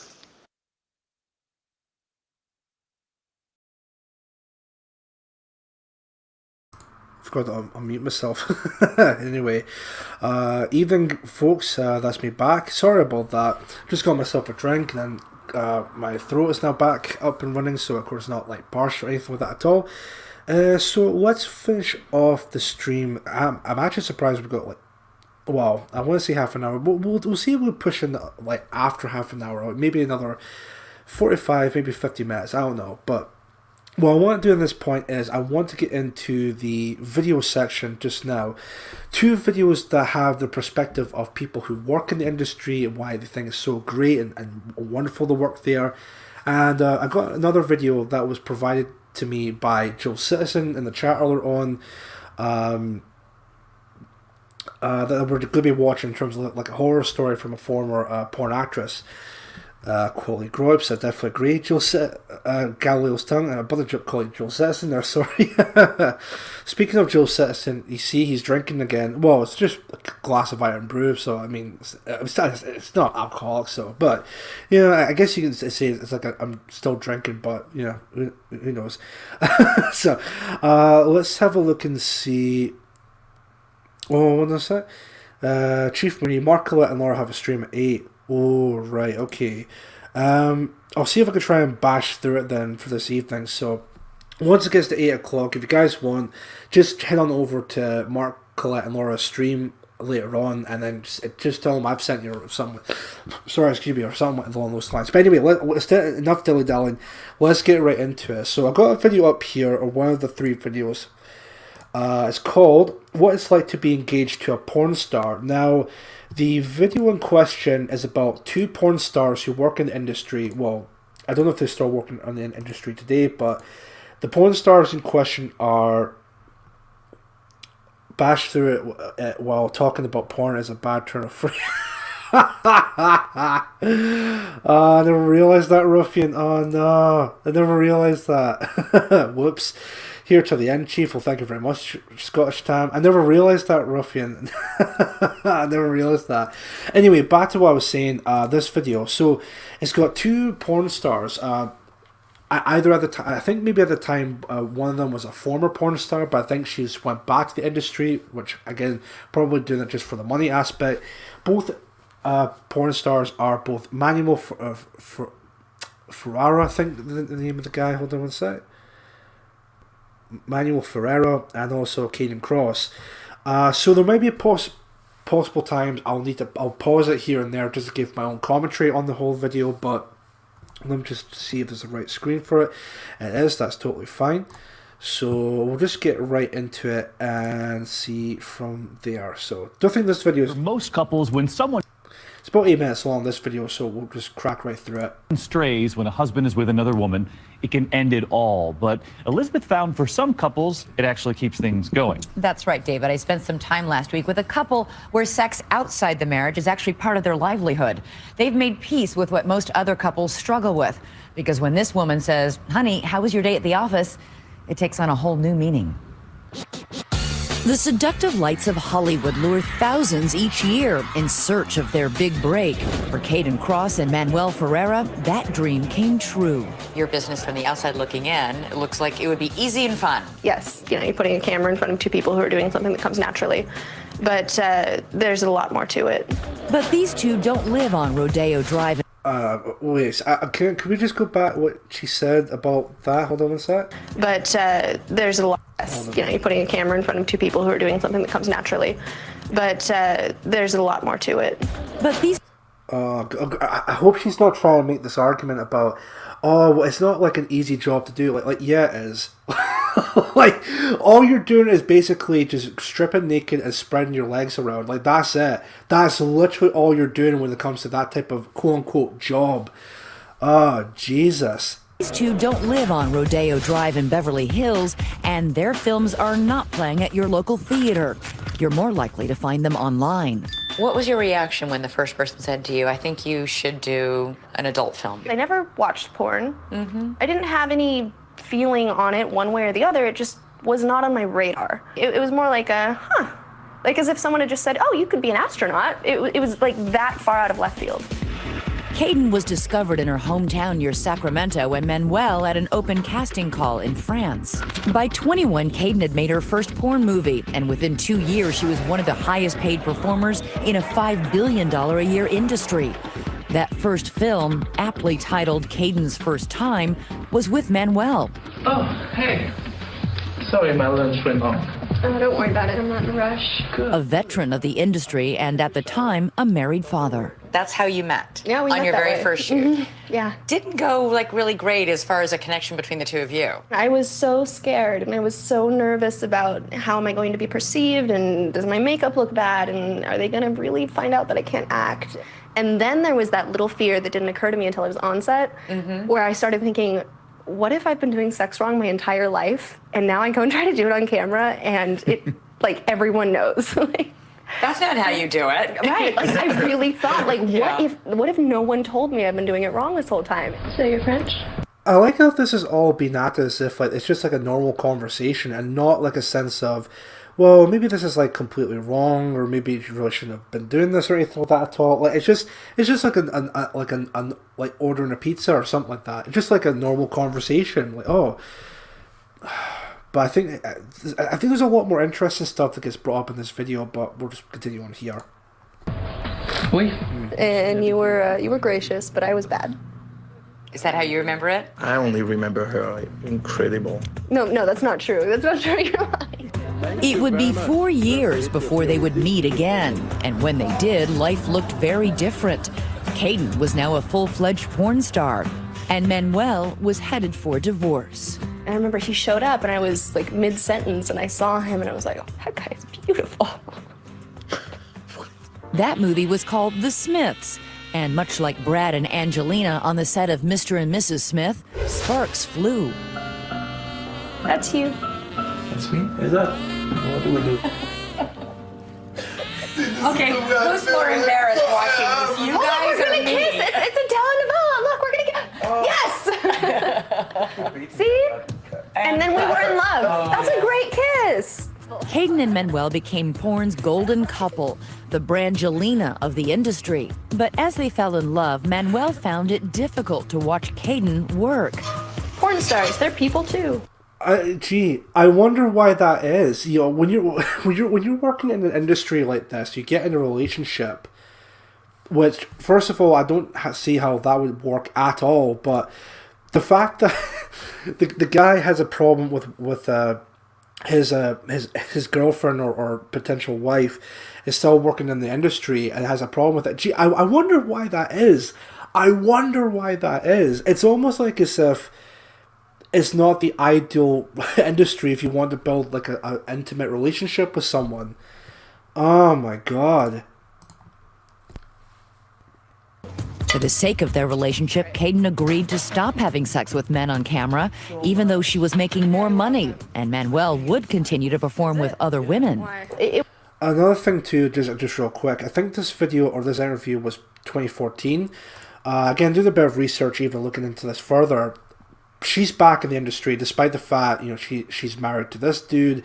They have a child together, which, I mean, I feel bad for the child because the child's going to grow up to finding out that both of them are complete sexual deviants. But, you know, I guess it's modern day family, I guess. So, you know, what can you really do?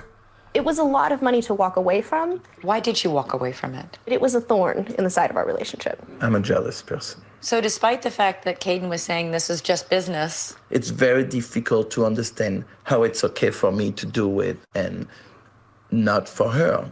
why is it?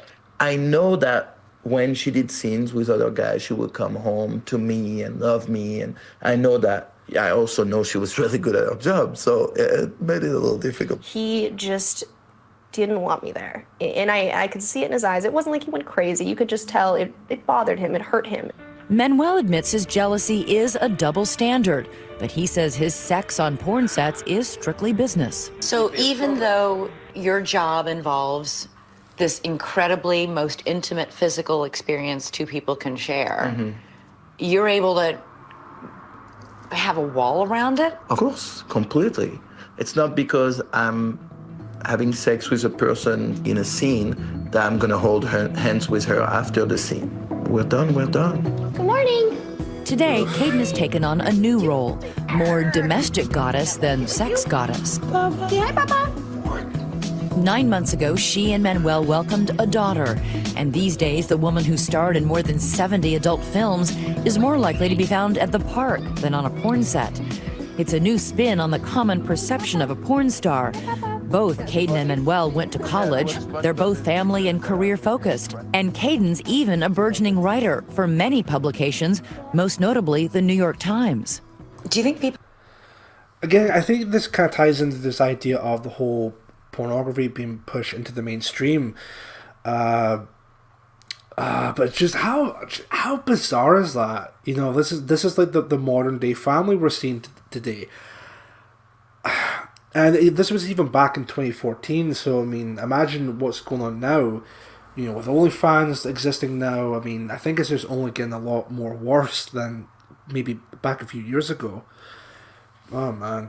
People would be surprised to see how the two of you live, how pretty normal this is. A lot of people are. I often hear people say, oh, you could have done anything. Why did you do this?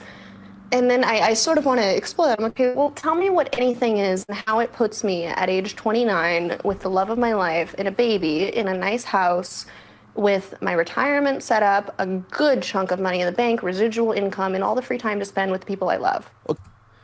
Okay, let's go back to that real quick for a minute, right? Let's go back to that because I think the reporter did ask a pretty sound question. So let's go back to that and see what her answer is, and then we'll see if we can answer it together. Publications, most notably the New York Times.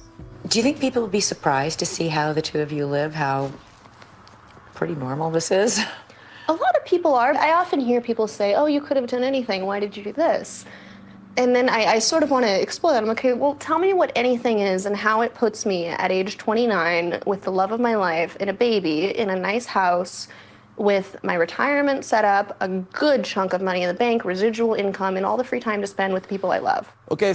I think that's more down to, you know, self-respect. It's just, like, what kind of logic is that? So when people ask you a legitimate question like, well, you could have done anything, like, why would you, you know, basically sacrifice your dignity, your self-respect, and all of that by working in the porn industry? And of course, she gives out like the same type of answers all these porn stars give out all the time. Well, I make a decent amount of change. You know, I've got a basic income coming in. I've got my retirement all done and stuff. Living in a great house with people that I love, and it's like, just the complete delusions of these people just astounds me to this very day, because she basically gave up her own dignity, her own self-respect and all of that just to get money and fame and all kinds of that. She has a husband who's a complete cuck. Not only a complete cuck, but he's basically it's okay for him to be in the industry, but it's not okay for her to be in the industry. But well, despite the fact she's back in the industry now with them, but it's man, it's absolutely bizarre logic here. And the worst part about this is the child. Now, I don't know, like, if maybe how old the child is at this point, but you know, it's going to come to the point later on in life. She's going to end up finding, I think it's a daughter that she's established for this documentary.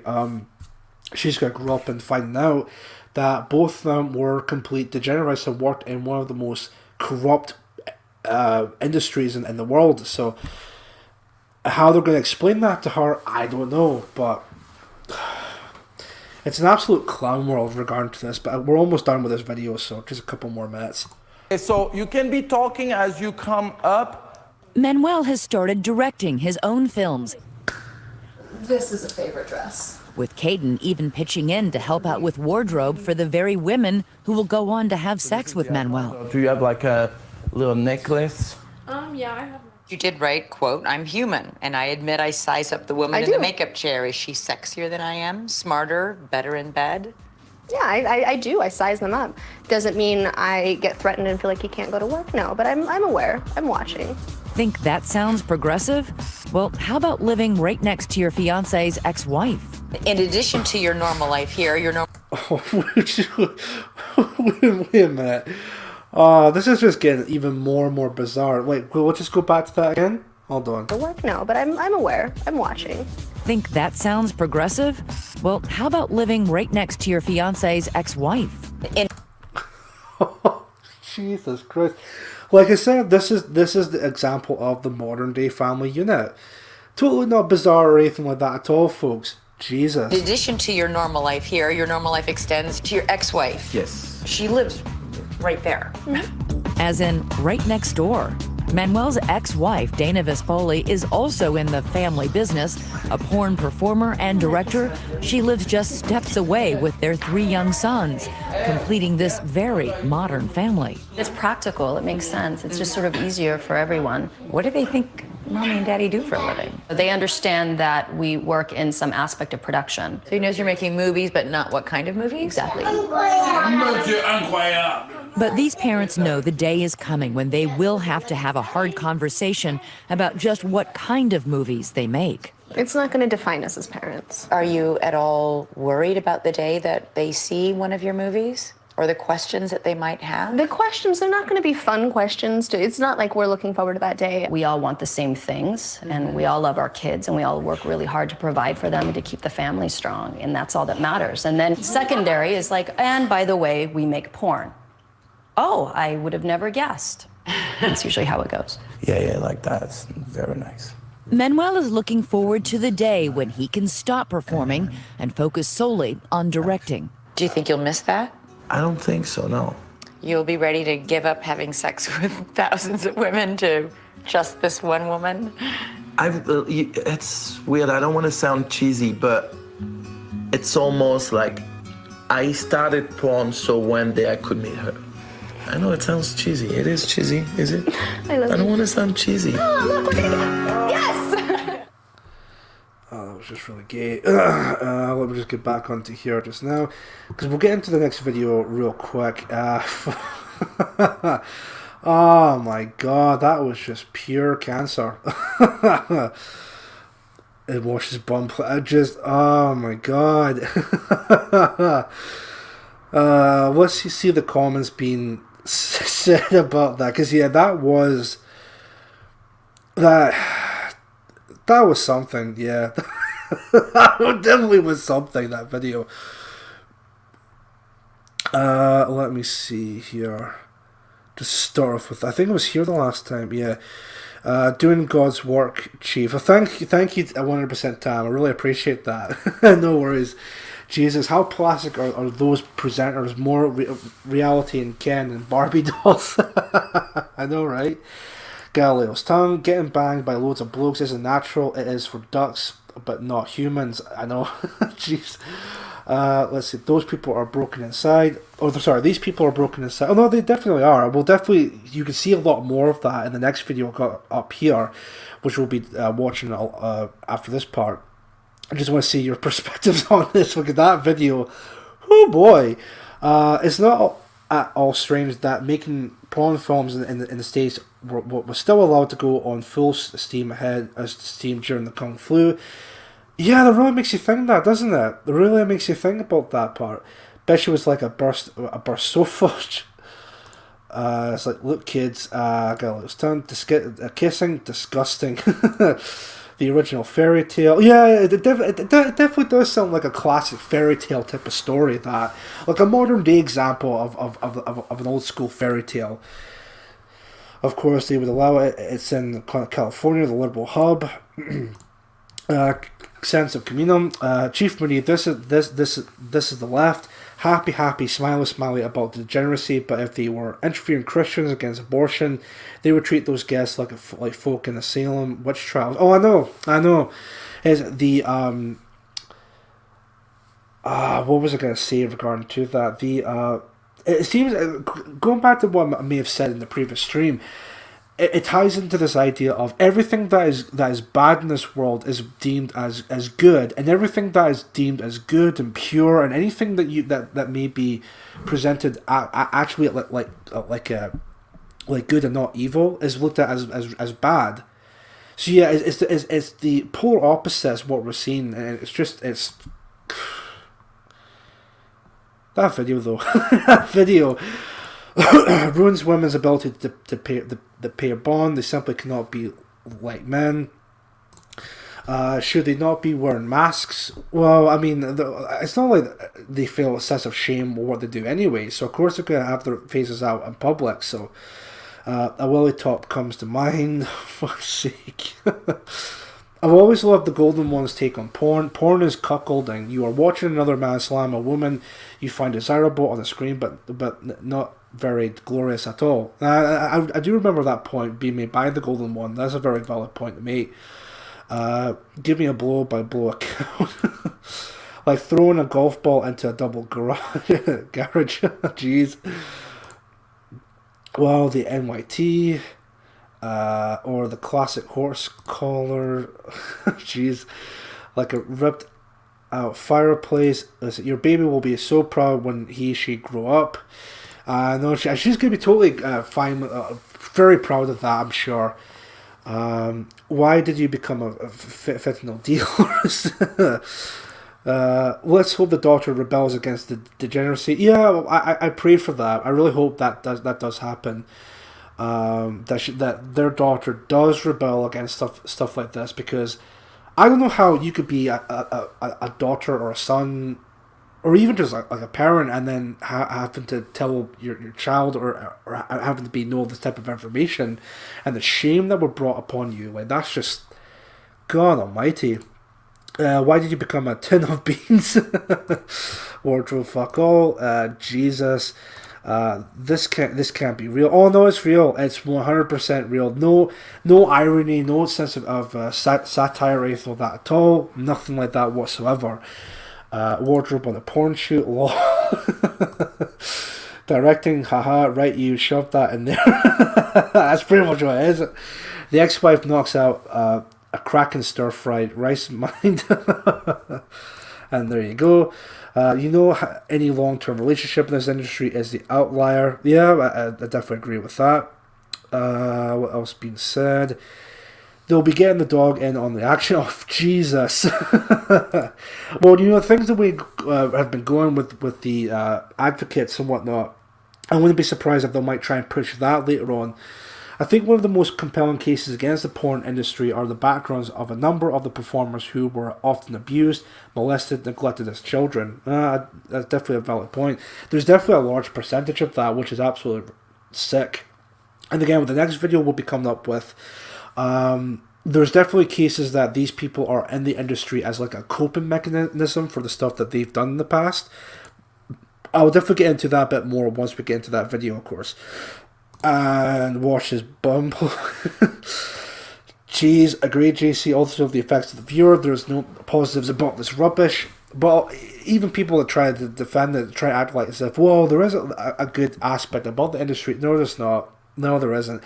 And I love how in that video both Caden Cross and that ex-wife were talking about, oh, like it's such a hard job, and we're trying to do our best to provide our families. And that it's not hard. Stripping naked and I was spreading your and doing all kinds of sexual stuff in front of a camera. That's not hard. It's not the hardest job in the world. If anything, that's probably the most easiest job in the world, because you have to be someone with with no self-esteem, no respect, or any decency to yourself whatsoever. A person who has no boundaries and can just do whatever they want in front of a camera for a little bit of change. It's absolutely ridiculous. I was so hopeful today, Moody. Why did you show me that? I just think it needs to be shown, like, just a complete degeneracy with this the type of industry. That's why, dude. That's why. He'll cheat after quitting porn. She'll take him for every penny. Again, wouldn't be surprised at that whatsoever. I really don't know what to make of that. Same. I'm still quite. It will all end in tears. You can imagine it will be. Imagine thinking it's okay to get banged by tons of men. Where does she think she is? Scotland. Ah, dear. Budgie Burger, money, just money. Let's see. Where was I think? And the bloke in that vid is a kept man, because women make between 3 to 5 times more than men in that industry. No, that's very true. Even some of the women in the industry talk about how, like, we believe that women should be paid equal to men, despite the fact in the porn industry, as Sansa pointed out, that the women in the industry get paid between 3 to 5 times more than a male performer in the industry. But you know. Well, honey, I'm not only a pervert, I'm a thick as shit. That poor kid. The sad thing is she will be brainwashed to childhood to think it's great, so sad. No, I know. It's a sad thought, but hopefully in this case that she does rebel against that. So, but then again, it's California. But again, it's just only a case of only time will tell, really. So. But you're forgetting about the artistic content. The artistic content within the porn industry. It's almost like they're David Lean. To be fair, in Scotland, they are Brucey sponsors. God, oh my goodness. Let's see. Oh, that was great. Ah, man. So what time is it now? It's 5 to 8. Right. Okay. What I'm thinking about doing, guys, is that even though I've got these 2 videos up here ready to go, I think what I'm going to do is I'm going to put a pause to this, okay? I think what I'll do is I'll make the stream as like part 1, and then what I'll do is I will come back tomorrow at 6:30 in the evening to do part 2, so that way I'll cover the second video I was going to cover, and then also go through the video that Joe Citizen covered earlier on. The reason for that being is mainly because that, again, as people point out in the chat, Mark Collette and also Laura Tyler will be making their live stream later on at just 4 minutes to go. So again, I thought maybe it'd be best to maybe just put this stream on hold and then make a part 2 for tomorrow. So what to do is I'm just going to end the stream here just now. What I'll also do is, oh yeah, I wonder if they'll be live on DLive, because Mark Collette's no longer on YouTube anymore. Sounds cool, Chief. Awesome. Well, I'm glad Scottish Tam you like that. Hopefully everyone else can also like that idea as well. Because I just never realized the time. I didn't realize it was actually going to be this long. So again, what I'll just do is I'll just end the stream here. And of course, you know where to find Mark Collette, either on DLive. What's the other app? I think it's Odyssey they're on as well. And the other, Trovo, they'll be also on as well. Let's see. Durham Fox. Interesting stream, Chief. Take care, Chief, in chat. Thank you very much, Durham, for watching. You take care as well. Yeah, Chief Winnie Marcus on Odyssey and DLive. I'll definitely check that out as well. Steve, have a good night to all. Great stream. Thank you very much, Steve. Thank you for watching. Chief Winnie, I just posted it as a link for you, matey. It wasn't suggesting you played it. No, that's totally fine, because I thought maybe that could be a good part of maybe the cover of that as well in terms of the subject matter of the porn industry. So I'll definitely put that on my watch later list, and then see. I'll give that a watch later on tonight, and then I'll also see if I can put it on the stream for tomorrow for part 2, and then we'll see if we can watch that together as well. Cheers, all good stream, good chat. Let's see. Thanks, Chief. No worries. Hopefully catch everyone tomorrow. Cheers for the stream. Thank you very much, Sensum. Good stream. Catch you tomorrow. We'll catch you tomorrow as well, Brill. Cheers, Chief. Thanks a lot. Catch you all later. We'll see you tomorrow. Thank you very much. Night, folks. Night to you too, Budgie Burger. Take care all. Take care to you too, Dual Citizen. And lastly, take care, folks. Take care to you too as well. Sensum. So I'm just going to see if I can find an outro song for this. Because we were delving into the porn industry for this fine evening, well, of course, it's a very degenerate, corrupted industry, I thought maybe there would be a perfect song to be the polar opposite of that. And I've played this song before on the stream a couple of times in the past. Let's see if I can find that song here. Yeah. Perfect. Just going to share the screen here. See you later. May see a few of you on Bodylat stream later. I'll see if I could watch Bodylat stream as well later on. Share that. Okay, so I've just got the song up here. So again, just for this evening, thank you for all very much for tuning into tonight's stream. I will be back tomorrow at 6:30 tomorrow, just to continue on this stream. So this is going to be part 1, tomorrow's going to be part 2, and that's going to be the finale for this type of subject matter. But again, thank you all very much for watching. This is Chief Moody signing out. Tune in to Mark Collette and Laura Tyler's stream about Patriotic Alternative. I'll see you all next time. Take care and stay safe. Thank you very much.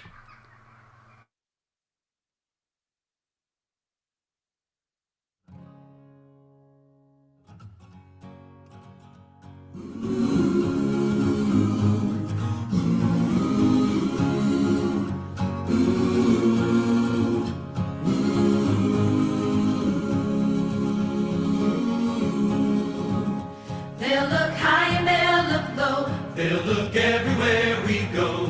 But when the sinners find us, we won't hide. They'll come loud and they'll come fast. But we shoot first and we can last. Keep your rifle by your side. Singing, oh Lord, this earth was made for us. Singing, oh Lord, this sinful life just ain't enough. So we'll take a stand, 'cause we must protect our land. Keep your rifle by your side.